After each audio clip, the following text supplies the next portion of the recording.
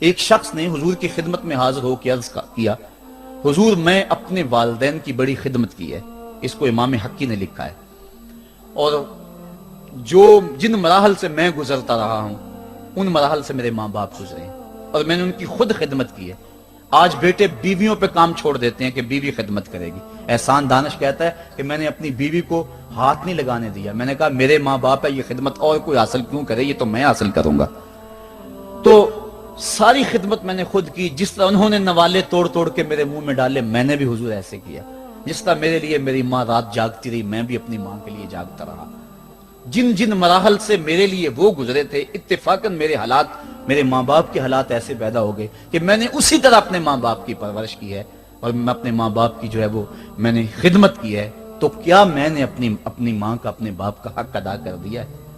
تو حضور نے ارشاد فرمایا، تو نے ایسے ہی خدمت کی ہوگی، لیکن جب تیری خدمت تیری ماں کرتی تھی تو ساتھ ساتھ تیری زندگی کی دعائیں مانگتی تھی. اور جب باپ بوڑھا ہو گیا تھا، ماں بوڑھی ہو گئی تھی، آزاد شل ہو گئے تھے، فالج میں مبتلا تھے، تو ان کے لیے زندگی کی دعائیں تو نہیں مانگتا تھا. تو یہ کہتا تھا اللہ انہیں پردہ دے دے. تیری ماں نے تو کبھی تیرے لیے پردہ نہیں مانگا تھا. بیٹا لولا ہو، بیٹا لنگڑا ہو، ماں کبھی نہیں کہتی بیٹے کو ڈاکٹر جواب دے دیں. ماں کبھی نہیں کہتی کہ میرے بیٹے کو اللہ پردہ دے دے. ماں یہی کہتی ہے مالک مجھے لے لے، میرے بیٹے کو زندگی دے دے. میں سب کچھ بیچ دیتی ہوں، اپنا زیور بیچ دیتی ہوں، میرے بیٹے کی صحت بچ جائے، میرے بیٹے کی زندگی بچ جائے. ماں کی موجودگی میں کوئی کہہ بھی نہیں سکتا. باپ کے لیے تو کہہ دے، ماں کے لیے تو کہہ دے بڑی تکلیف ہے تیرے باپ کو، بڑی تکلیف ہے تیری ماں کو، اللہ کرے اب پردہ ہی عطا کر دے. خود نہیں کہتا تو کسی سے یہ سن سکتا ہے بندہ، لیکن ماں سن سکتی ہے کوئی کہے اللہ تیرے بیٹے کو پردہ دے دے.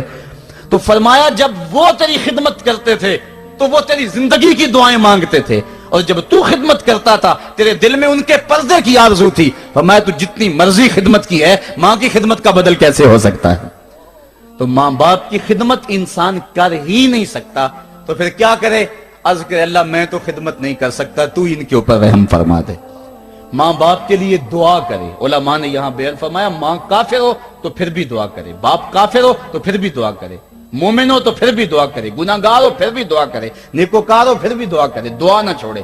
حضرت ابو ہریرہ رضی اللہ تعالیٰ عنہ فرماتے ہیں میری ماں کافرہ تھی اور میں حضور کا غلام، اور ماں ہر وقت اپنی دھن میں اور میں اپنی دھن میں ہوں. حضرت ابو ہریرہ کے بھائی کوئی نہیں ہے، باپ فوت ہو گئے ہیں، بہن کوئی نہیں ہے، ابھی شادی بھی نہیں ہوئی، دنیا پہ رشتے کوئی نہیں سوائے ماں کے. گھر آتے ہیں تو ماں سے بات کرنی ہوتی ہے، جو سن کے آتے ہیں ماں سے وہ دکھ کھولنا ہوتا ہے، بات کرنی ہوتی ہے، حضور کی باتیں سنانی ہوتی ہیں. لیکن ماں ہے اتفاق سے کافرہ ہے، حضور کی بات وہ سننا گوارا نہیں کرتی. حضرت ابو ہریرہ کو اور بات آتی کوئی نہیں، وہ تو کرتے ہی حضور کی باتیں. ایک دن حضور کی بات چھیڑی، ماں کی زبان سے کوئی جملہ ایسا نکلا جو سخت تھا، گوارا نہ ہوا، چھوڑ دیا گھر کو. ماں تیری عظمت کو سلام، لیکن رسول اللہ کے مقابلے میں تیری کوئی شان نہیں ہے. گھر سے نکلے، لیکن نکلے تو پاؤں ڈگمگا رہے تھے کہ دنیا پہ ایک ہی رشتہ تھا وہ بھی جاتا رہا. چند قدم چلے تو دل میں خیال آیا سارے دکھوں کا جو مداوا کرتا ہے مصطفیٰ آقا کی بارگاہ میں یہ دکھڑا کیوں نہ بیان کر دو.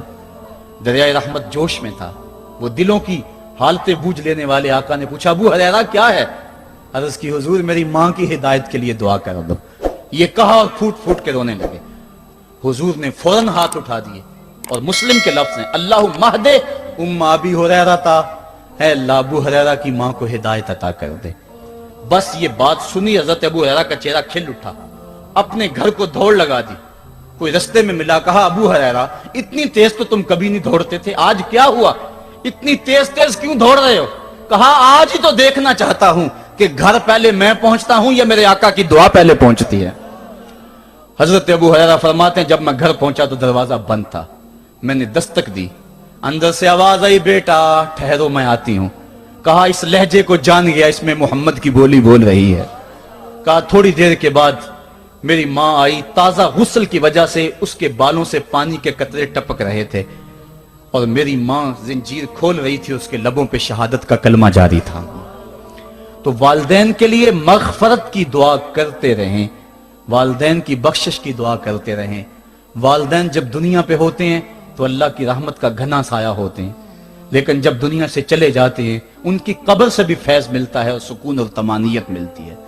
والدین فوت ہو جائیں تو ان کے حق ختم نہیں ہو جاتے، बल्कि हदीस में आता है 4 हक ऐसे हैं वालिदैन के जो मरने के बाद भी औलाद के जुम्मे बाकी रहते हैं। अस्सलात, उनके ऊपर नमाज जनाजा पढ़ी जाए। दूसरा हक अल इस्तिगफार लहुम, उनके लिए बख्शिश की दुआ करते रही जाए, मुसलसल दुआ की जाए बख्शिश की उनके लिए। और एक रिवायत में मैंने पढ़ा है अगर कोई बंदा, उसके वालिदैन हालत नाराजगी में फौत हो गए, वालिदैन नाराज थे, मौका ना मिल सका मनाने का और वालिदैन फौत हो गए, तो हदीस में आता है कि वो कसरत के साथ, एक तो अपनी खाला के साथ, माँ अगर फौत हुई है तो बाप हुई है तो बाप के भाइयों के साथ उसने सलूक करे, बाप खुश होगा। दूसरा, कसरत के साथ अपने वालिद के लिए इस्तिगफार, वालिदा के लिए इस्तिगफार करता रहे। जब कसरत से इस्तिगफार होता रहेगा तो इसके वालिदैन राजी होंगे, अल्लाह इसके गुनाह को माफ फरमा देगा। दूसरा हक वालिदैन का यह है इस्तिगफार लहुम, उनके लिए बख्शिश की दुआ की जाए, हदीस में आते हैं। तीसरा हक बिर्रुल अस्दिका, माँ की सहेलियों, बहनों और रिश्तेदारों के साथ और बाप के दोस्तों, भाइयों और रिश्तेदारों के साथ उसने सलूक किया जाए। और चौथा हक इंजाजुल वाद, वादों को पूरा करना, यानी माँ ने या बाप ने जो वादे किए हुए थे, मस्जिद से को वादा था, मदरसे से वादा था, किसी फलाही तंजीम से वादा था, किसी गरीब से इयानत का वादा था, या उनसे उनका मामूल था इयानत करने का, तो जो उनके मामूलात हैं अच्छाई के, उनको जारी रखा जाए और उस सिलसिले को बाकी रखा जाए। तो ये 4 हक ऐसे हैं जो वालिदैन के मरने के बाद भी औलाद के जुम्मे बाकी रहते हैं।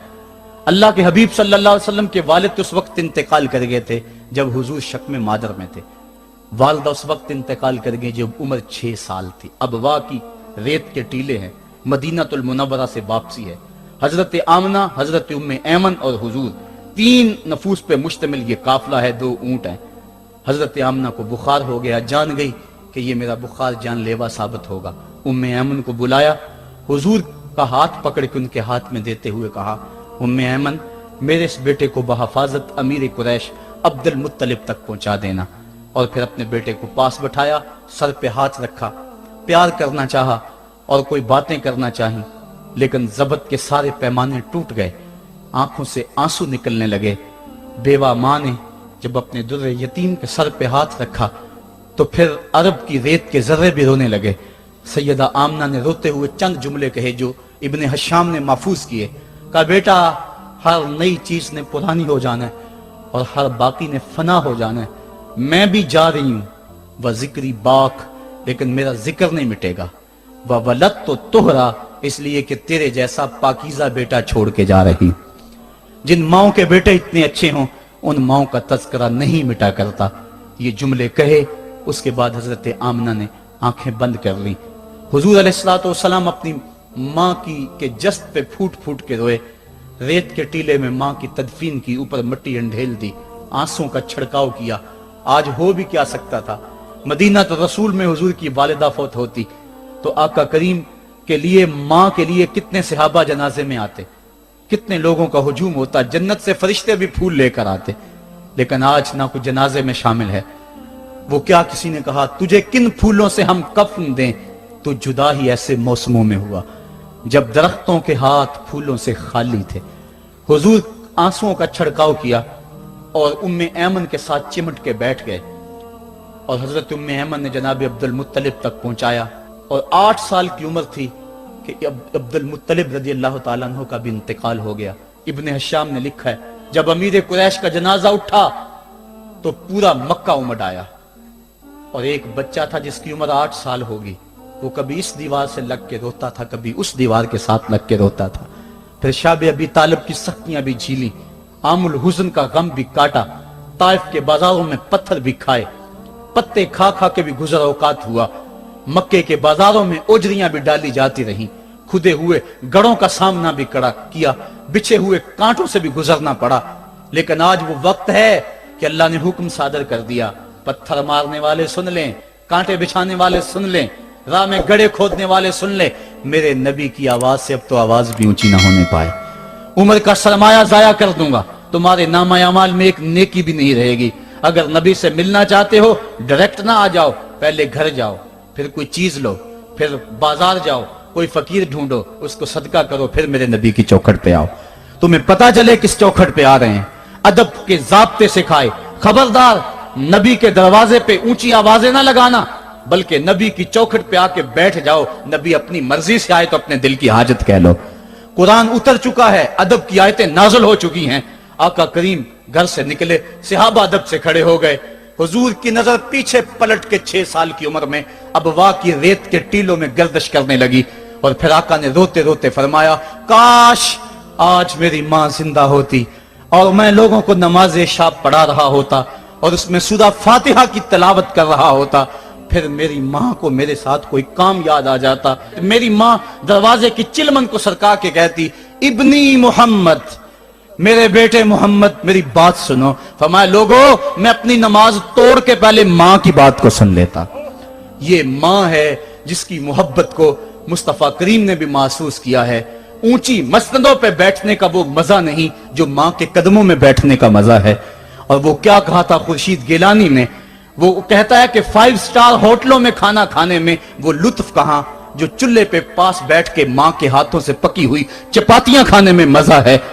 और आली जनाब हजरत साहब और आला और भारी और भरकम लफ्ज सुनने में और गार्ड ऑफ ऑनर का मुआयना करने में वो लज्जत कहां है जो माँ के ओए बबलू कहने के अंदर रखा गया है।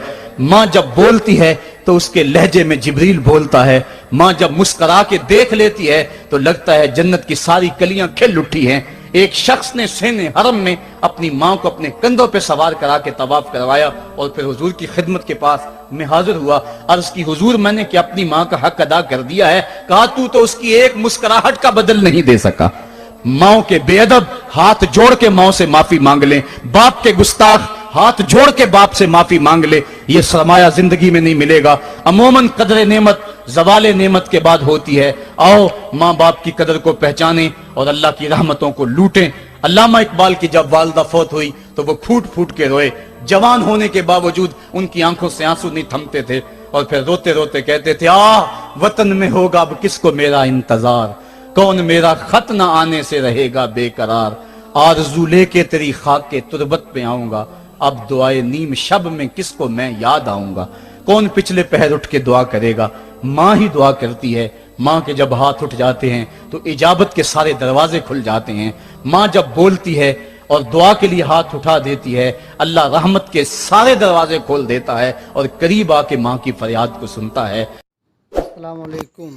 दीन की बात सुनने के लिए चैनल को सब्सक्राइब करें, लाइक करें, कमेंट करें और अपने दोस्तों तक शेयर करें।